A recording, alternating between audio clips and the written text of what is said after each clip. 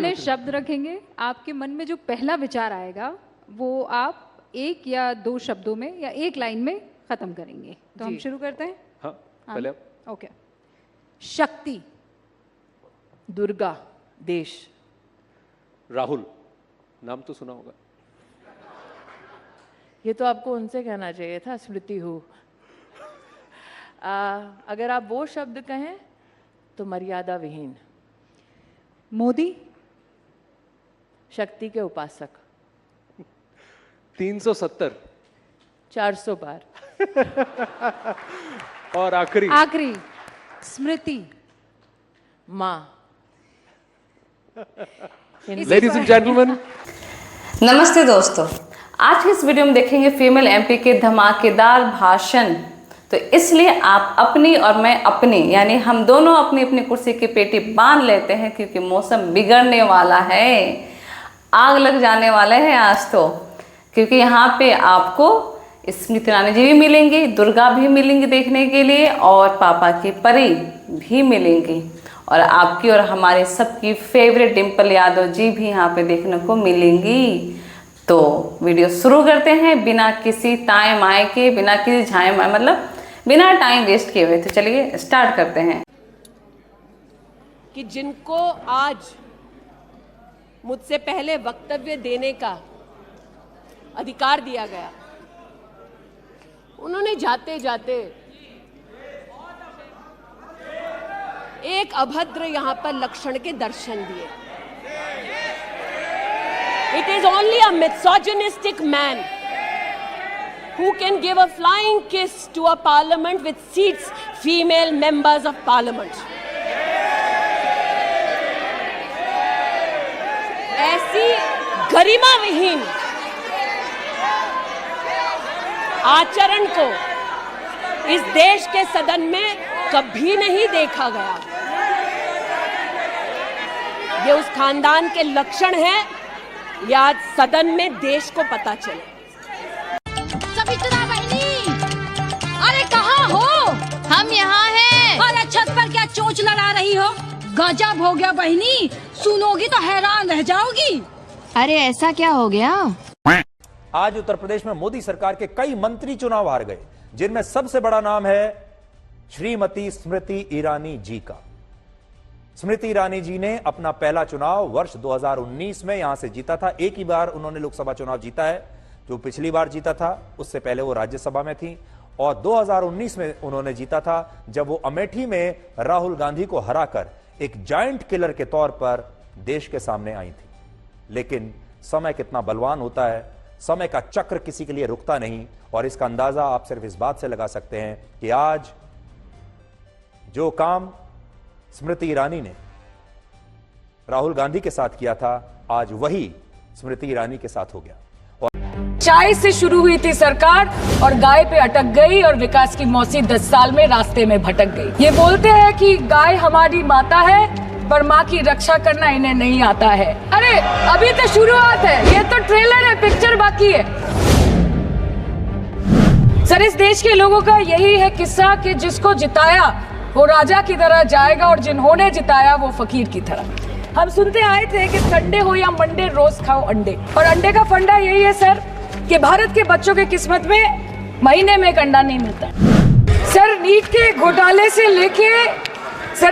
घोटाले से लेके जीएसटी के बोझ तक, एयरपोर्ट की छत टूट जाने से लेके रेल पटरी से छूट जाने तक, तृणमूल कांग्रेस के सदस्य, हर सांसद देश के हर गंभीर मुद्दे पर चर्चा करेंगे। बस यही आपको बोलना था। इसका जवाब अगर आप देश के किसान से पूछेंगे तो वो आपको यही बात बोलेंगे कि चाय से शुरू हुई थी सरकार और गाय पे अटक गई, और विकास की मौसी 10 साल में रास्ते में भटक गई।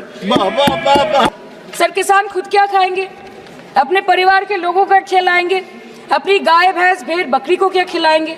सर, ऐसे ही वारदात होते हैं जहाँ गरीबी से जूझता हुआ एक किसान उसको अपनी गाय भेड़ बकरी को बेचने में मजबूर करते हैं, और अंत में जाके वो अपनी खुद की जान ले लेते हैं। सर, पिछले 10 सालों में 1,12,000 किसानों ने इस देश में आत्महत्या की। एनसीआरबी की एक रिपोर्ट के अनुसार 10 साल में हर दिन इस देश में एवरेज में 30 किसान हर दिन अपनी जान ले लेते हैं।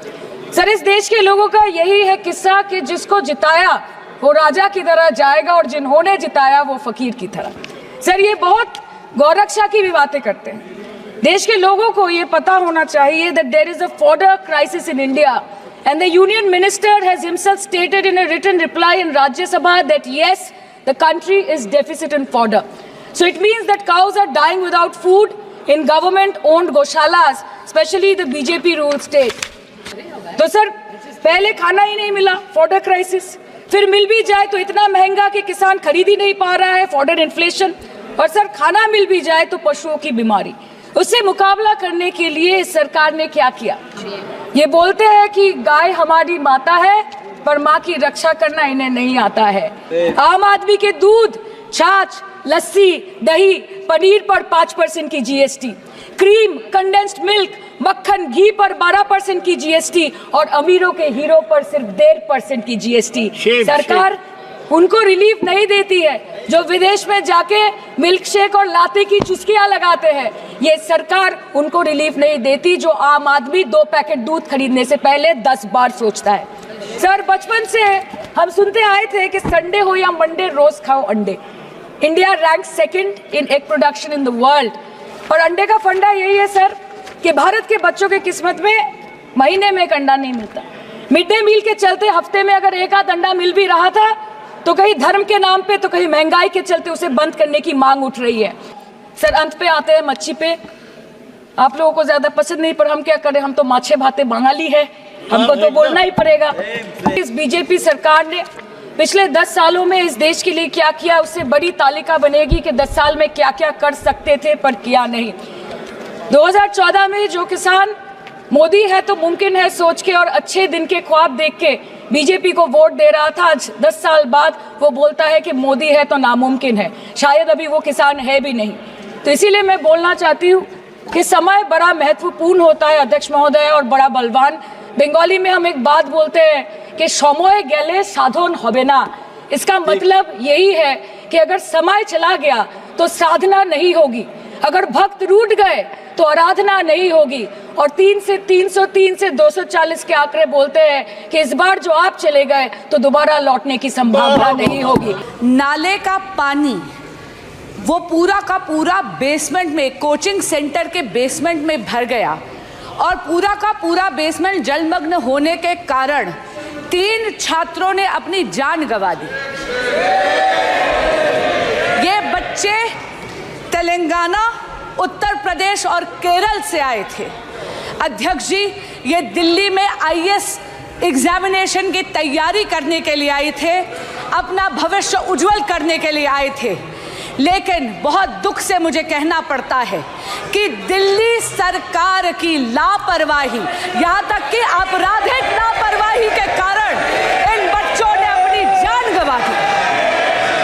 अध्यक्ष जी, the cause of death of these 3 students is the utter and absolute apathy of the Aam Aadmi Party ruling dispensation in Delhi. The criminal negligence of the ruling dispensation of the Aam Aadmi Party in Delhi has caused the death of these 3 students. 1 दशक से आम आदमी party Delhi में सत्ता भोग रही है, लेकिन दिल्ली वासियों के लिए कोई काम नहीं कर रही। हम सब जानते हैं कि आज से 10 साल पहले हमारे देश की अर्थव्यवस्था का क्या हाल था। आज से 10 साल पहले हमारी संघर्षशील, जो एक चरमराती और एक लड़खड़ाती अर्थव्यवस्था जो कहीं 11वें-12वें नंबर पर थी और सारा देश जो है उसको लेकर चिंतित रहता था, पिछले 10 सालों में वो अर्थव्यवस्था 11वें से 5वें नंबर पे आई है और बहुत तीव्रता से जो है 3रे नंबर की तरफ जा रही है। ये जो 2024 का बजट है, ये सब वर्गों को जो है वो शक्ति प्रदान करने वाला बजट है। इस बजट से जो है वो हमारी अर्थव्यवस्था को भी तीव्रता मिलेगी महोदय जी। और जो हमारा 2047 का जो संकल्प है कि विकसित भारत का जो संकल्प है, हम प्रथम इकोनॉमी बनेंगे, वो भी इस बजट से हम पूरी उम्मीद है एक कदम हम उस संकल्प के जो है वो करीब जाएंगे। हम यहाँ हैं। अरे छत पर क्या चोंच लड़ा रही हो? गजब हो गया बहनी, सुनोगी तो हैरान रह जाओगी। अरे ऐसा क्या हो गया? मैं 15-16 साल की थी जब मैं घर से भाग गई थी। मुझे ऐसा लगता था कि जैसे मैं मतलब हाथ उठाऊंगी और तारे तोड़ ले आऊंगी। मेरी माँ कहती है कि एक बार मैंने बारिश में नाचते हुए तुम्हें देखा, आधा घंटा तुम ऐसा लगा था जैसे आसमान को से कुछ खींचने की कोशिश कर रही हो। ये सच है, मुझे ऐसा लगता था और ऐसा ही हुआ। जैसे ही मैं घर से भागी, 1.5-2 साल में मैं एक फिल्म स्टार थी, एक ड्रग एडिक्ट थी। मेरी ज़िंदगी में इतने सारे कांड चल रहे थे कि मैं ऐसे लोगों के हाथों में लग चुकी थी कि जहाँ से मुझे शायद मौत ही निकाल सकती थी। किसान प्रधान और कृषि प्रधान देश है। अगर हमारे किसान और युवाओं का भविष्य सुनिश्चित नहीं कर पा रहे हैं हम, तो मैं समझती हूँ कहीं ना कहीं हम सब अपने फ़र्ज से डगमगा रहे हैं। जहाँ वित्त मंत्री ने 9 प्राथमिकताओं की बात करी और कृषि को जहाँ पहला स्थान दिया गया, वही मैं वित्त मंत्री से पूछना चाहती हूँ कि कृषि ग्रामीण अर्थव्यवस्था की वृद्धि दर क्या है। जहां यह कहा गया था कि 2024 तक आप किसान की आय दुगनी कर देंगे, 22 तक किसान की आय दुगनी कर देंगे, और जहां एमएसपी का वादा किया गया था, तो मैं पूछना चाहूँगी कृषि मंत्री से कि आज एग्रीकल्चरल इंफ्रास्ट्रक्चर में कितना बजट या सरकार द्वारा दिया जा रहा है। उम्मीद करते हैं कि आपको ये वीडियो बहुत पसंद आया होगा। अगर वीडियो अच्छा लगा तो प्लीज़ वीडियो को लाइक सब्सक्राइब जरूर कीजिएगा, और हाँ, कमेंट सेक्शन में मुझे बताइए कि आपकी फेवरेट कौन है इनमें, क्योंकि मेरी तो डिम्पल यादव जी हैं और उसके बाद टीएमसी की सांसद। बाकी आपकी कौन है आप कमेंट सेक्शन में मुझे बता सकते हैं। तो चलिए आज के लिए बस इतना ही, फिर मिलते हैं नेक्स्ट वीडियो में, और प्लीज़ लाइक और सब्सक्राइब करते जाइएगा, कि बड़ी मेहनत लगती है वीडियो बनाने में। नमस्ते।